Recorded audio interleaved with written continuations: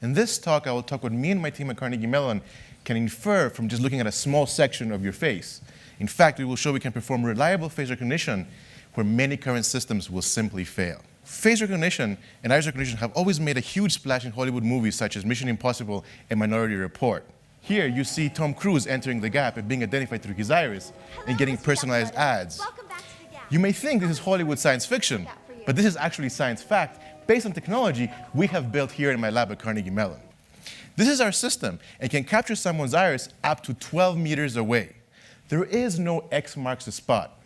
It will detect, track the person, capture the iris, even if they're wearing glasses. We can even capture someone's iris through the side view mirror of a car and make an identification in just a matter of seconds. So how does all this work?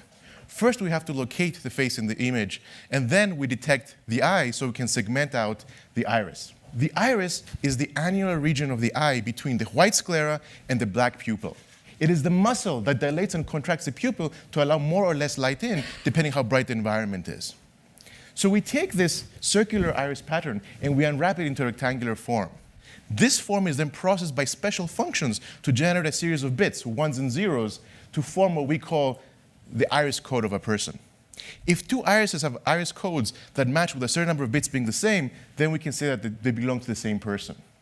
Now, even if two faces look exactly the same, as in the case of identical twins, they actually have distinct iris patterns. Actually, an iris pattern of a person is thought to be stable over a person's lifetime, i.e. the pattern of a baby will actually not change as they mature to old age.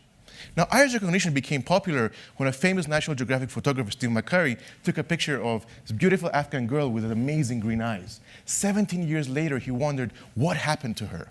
Well, they found her, and they matched her based on her iris pattern, even though 17 years of hardship passed. So as you can see, iris recognition can play a significant positive role in society.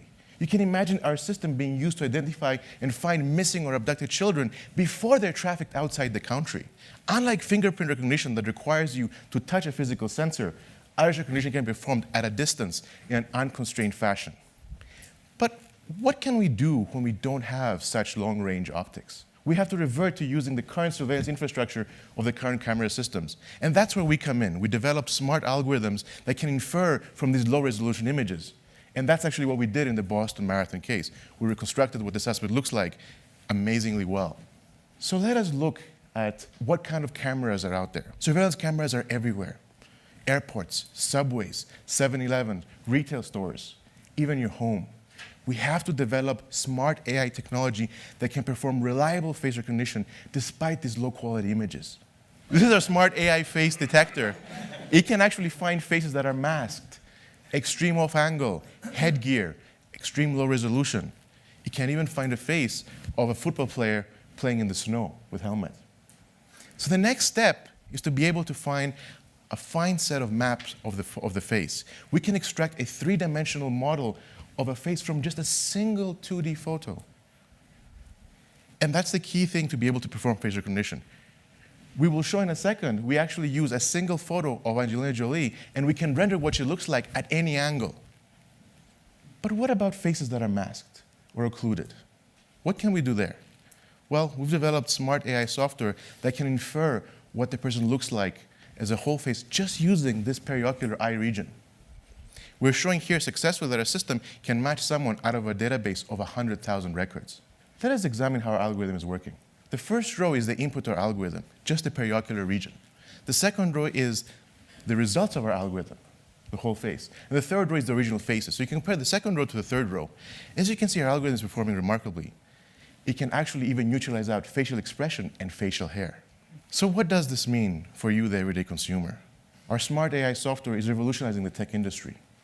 You can imagine a smart home security system running our video analytics, performing face recognition to identify intruders or possibly a burglar and give you notification before it's too late.